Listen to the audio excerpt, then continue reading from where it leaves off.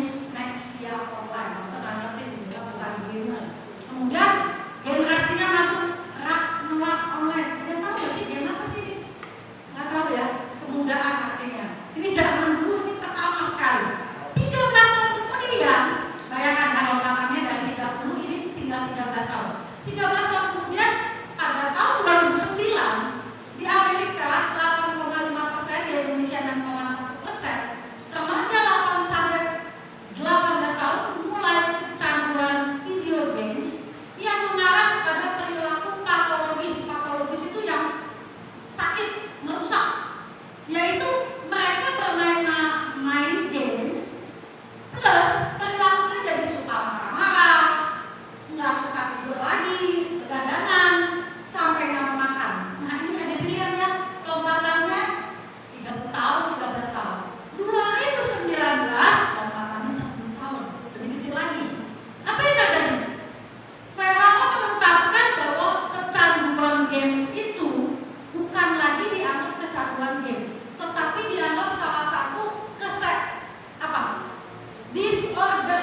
disorder mental, kelainan mental, kesehatan mental udah terganggu.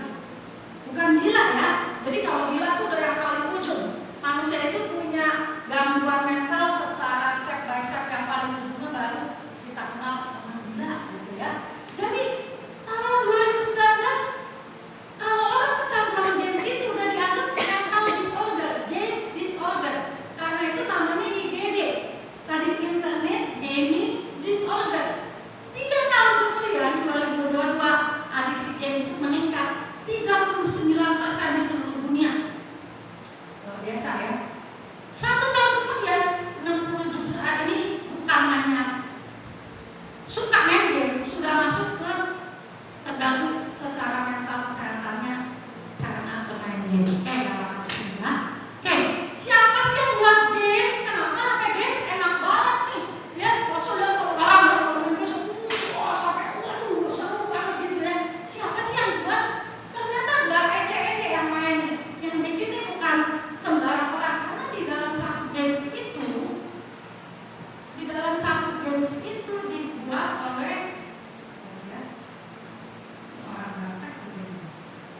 dibuat oleh terutama psikolog. Jadi berbagai macam psikolog yang mengerti secara psikologi susunan otak manusia itu dikumpulin. Mereka mengerti mengenai kognitif. Kognitif itu pembelajar. Karena itu orang suka main games dan selalu suka games yang baru. Karena suka belajar ya. Baru nih kalau dulu kalau saya ingat zaman masa kecil mainnya namanya apa ya? Tetris. Game Watch. Wah, bunyinya tutut. Itu paku-paku turun, orang jalan, kalau kena pintu orangnya mati, ulang lagi. Layar segitu doang. Ya, kecil. Nah, itu berkembang. Kenapa? Psikolog ini terus mempelajari otak manusia dari kognitifnya, reward. Dikasih, kalau dulu kita nggak ada hadiahnya apa-apa, sekarang main game banyak hadiahnya, bisa jadi kaya secara virtual, kita jadi kaya. Human behavior, bagaimana behavior perilaku manusia pada saat kalah, dipelajari itu. Pada saat menang, pada saat dapat poin, dipelajari semua, memori, emosi. Dan di belakang itu adalah scientist, profesor yang apa? Ahli komputer, ahli construction design, dari warna, keterangan, sound, semuanya. Bahkan ada profesor dari University, Profesor Hutkin ini, dia yang menciptakan yang namanya intermittent rewarding. Artinya apa? Membuat anak-anak mengejar reward tanpa bisa memprediksi dengan pasti. Karena oleh sesuatu yang nggak bisa ditebak, penasaran kan? Jadi bayangkan, yang bikin satu game ini bukan ece-ece, profesor dan ahli marketing, sehingga saling bersaing. Genre game satu punya marketingnya masing-masing. Pada saat dibuka, yang paling menarik dari sisi warna, dari sisi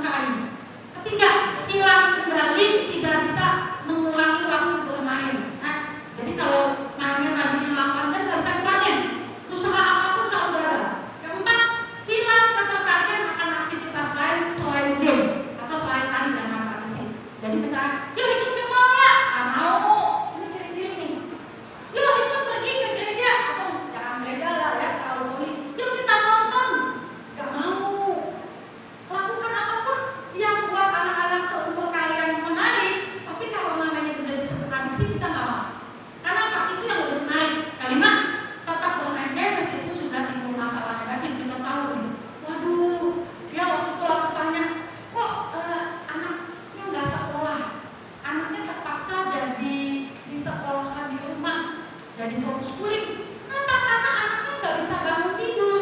Kenapa nggak bisa bangun tidur? Anaknya setiap hari tidurnya 4:30. Kenapa? Karena nggak bisa stop dari game. Sudah pernah dicoba, tapi pada saat coba anaknya tuh yang bener-bener perilakunya bisa kabur dari rumah, bisa melukai diri, itu contoh.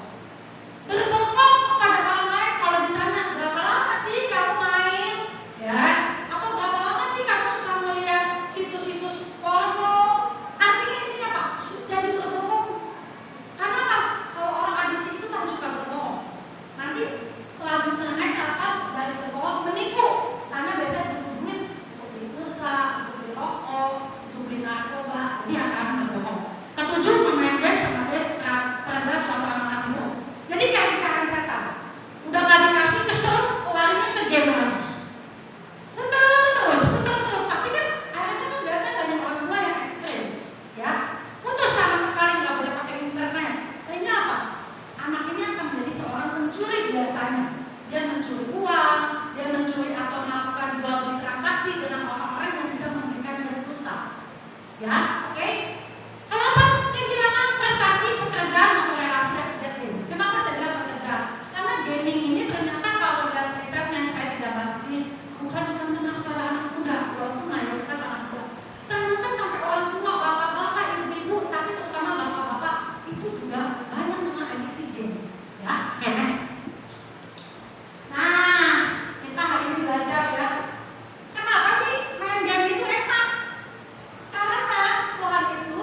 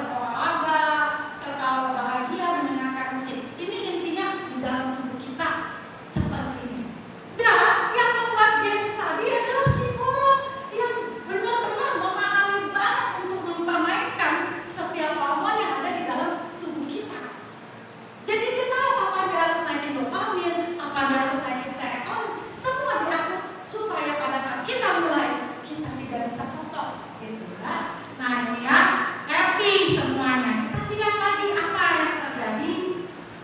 Kenapa saya bisa kecanduan games? Oh sorry. Kenapa saya bisa kecanduan games yang kita kenal tadi? Internet gaming disorder. Ya sampai sudah kalap. Mungkin juga kita, teman kita, anak kita, saudara kita. Tadi langsung ngomong.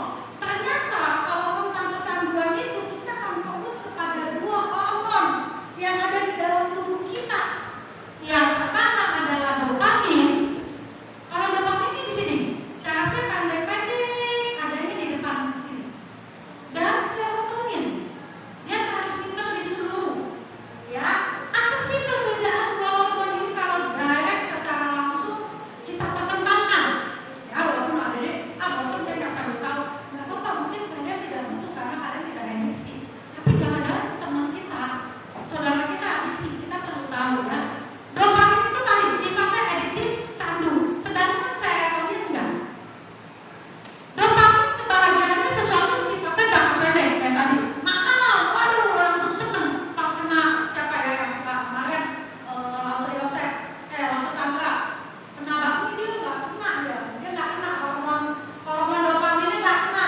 Tapi kalau kena nasi padang, langsung ya dopamin naik cepat sekali. Nah ini. Tapi kalau serotonin senangnya dalam jangka panjang. Karena itu tadi kita lihat kan serotonin pada saat kita berdoa, pada saat kita keluar ke matahari, sesuatu sifatnya dia panjang, kebahagiaannya perlahan tapi panjang. Kemudian kalau dopamin itu mengandung inginnya taking, ambil sesuatu. Ya, karena itu dia terus pengen main game. Kenapa? Pengen dapat reward, pengen dapat penghargaan, pengen menang. Taking, sifatnya mengambil, mau mengambil. Sedangkan kalau serotonin itu sifatnya share, memberi. Ya, kayak tadi dia keluar bersosialisasi, ketemu orang, berdoa, bersyukurkan, memberi. Berlawanan sekali dua hormon ini. Dopamin itu sesuatu yang bisa timbul bahagia yang sifatnya alone, sendiri. Karena itu cocok main game sendiri, sendirian walaupun di dunia maya banyak teman di seluruh negara. Ada negara, tapi dia lupa teman-teman itu semua juga di dalam box sendirian, ya. Semua orang yang sendirian di seluruh dunia dikonekkan pakai internet. Sedangkan kalau serotonin itu kebahagiaan yang sifatnya bersosial. Kemudian senang, kalau udah senang di dopamin, maunya lebih. Kalau serotonin terbalik, kalau udah senang menimbulkan rasa puas. Sangat beda ya. Kan kita ada sesuatu kita rasain. Kayak kita, nggak mungkin kan kita berdoa sampai 10 jam kan. Kita udah berdoa menyembah Tuhan 1 periode setengah jam. Kita selesai, sudah timbul tuh serotonin kita salah satunya. Saya puas. Saya sudah memuji Tuhan, ini di serotonin. Dan dopamin jika berlebihan menjadi kecanduan. Sedangkan serotonin gawatnya, kalau dia kekurangan dia menjadi depresi. Apa yang terjadi dengan kecanduan games? Mereka sudah merancang penanganan itu supaya dopamin meningkat, terus meningkat sampai dopamin naik ke puncak. Sedangkan dibikin rancangan serotonin itu diturunin terus ke bawah. Dan ini menjadi satu lingkaran setan, saling menguatkan. Sehingga anak-anak yang kecanduan itu akan tadi seperti ini, nggak bisa keluar. Semakin dia naik dopaminnya, semakin dia tidak mau bersosialisasi. Dia masuk di kamar, kunci pintu, semakin dia nggak dapat matahari karena di dalam lagi. Padahal dia baru bisa seneng. Serotonin kalau dikasih matahari, dia akan apa? Terus di dalam. Jadi lingkaran setan. Tadinya baru adiksi sedikit, adiksi banyak, lama-lama menjadi mental disorder. Paham? Kenapa saya bisa lihat teman saya sampai saya nggak bisa orang main game sampai matanya bolong merah-merah, dia masih main game karena ini udah sampai putarannya sudah terlalu banyak lingkarannya sampai dia nggak mampu lagi. Jadi kalau ditanya bisa nggak orang mengendalikan? Karena ini berhubungan dengan kimia otak, tidak bisa dihentikan lagi. Kalau sudah sampai disorder harus pakai obat, sudah harus treatment yang lebih serius. Jadi nggak bisa sekedar saya tumpang-tumpangan ya sudah doakan sembuh. Itu bisa kita doakan mendampingi. Tetapi kalau